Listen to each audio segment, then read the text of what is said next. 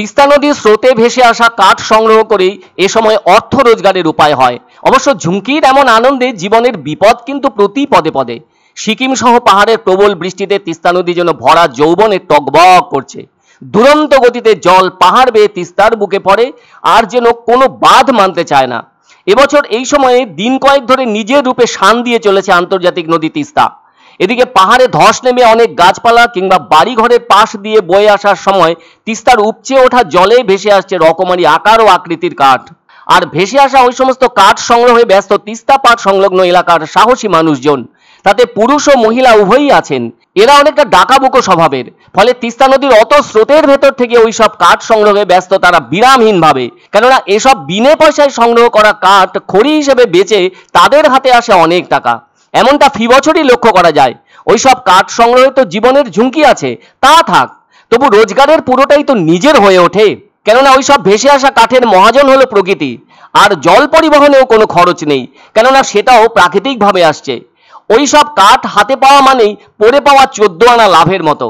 আর এমন ঝুঁকিপূর্ণ কাঠ সংগ্রহের ছবি লক্ষ্য করা গেল জলপাইগুড়ি তিস্তা নদীর ব্রিজ সংলগ্ন অঞ্চলে। এদের সাহস প্রত্যক্ষ করলে মনে হতে পারে ব্যতিক্রমী কাঠ সংগ্রহের উৎসবে সামিলেরা। বলা যায় তিস্তার স্রোতে ভেসে আসা কাঠই তাদের কাছে মনে হয়ে থাকে আগামী কয়েকটা দিনের জন্য অস্থায়ী জীবিকার আশ্রয়।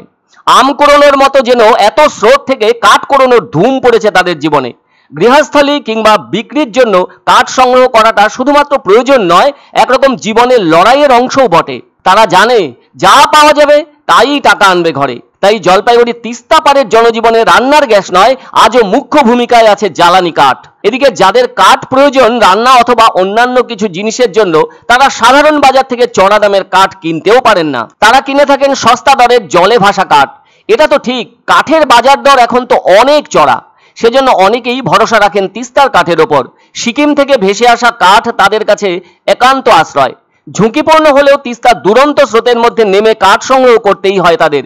এত ঝুঁকির কাজে নেমে ব্যস্ত থাকলেও একসময় মুখে একগাল হাসি আর চোখে কিন্তু তৃপ্তি লক্ষ্য করা যায়। এটাই স্পষ্ট করে তোলে ওই সংগ্রামের সাথেই আছে টিকে থাকার আনন্দ। সবাই জানে বর্ষার সময় তিস্তা নদীর জল ফুলে ফেঁপে ওঠে, আর এতে ভোগান্তি বাড়ে তিস্তা পাড়ের মানুষের। জল ঢুকে পড়ে ঘর বাড়িতে, ফলে তছনছ হয়ে যায় স্বাভাবিক জীবন।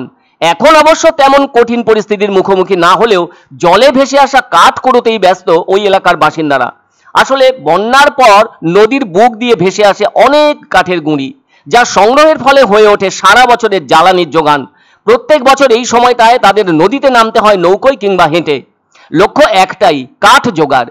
বলতে পারা যায় তিস্তা নদী একদিকে যেমন ক্ষতি করে, অন্যদিকে আবার বাঁচার পথও দেয়। তিস্তার প্রবল স্রোতে ভেসে আসা কাঠ শুধু জ্বালানি নয়, তিস্তা পাড়ের এক শ্রেণীর মানুষের কাছে একরকম আশার আলো হিসেবেই ধরা পড়ে।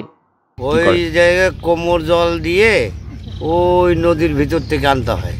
হ্যাঁ, ওই মেয়ে ছেলেরা পুরুষ মানুষরা যায় ওই নদীর থেকে টোকাই টোকাই নিয়ে আসে। তারপরে হলো কুড়াল দিয়ে ফাটায়। হ্যাঁ, কুড়াল দিয়ে ফাটাইয়ে তারপরে হচ্ছে শুকাইয়ে ওই ভাত রান্না করে। এই যে নৌকা দিয়ে ধরি, কেউ হাইটে হাইটে ধরতেছে, এই যে সোলার ভেলা নিয়ে ধরতেছে, এগুলো নিয়ে বাড়িতে শুকাই টুকায় কেউ বিক্রি করে হয়তো পেট চালায় বা কেউ জ্বালায়।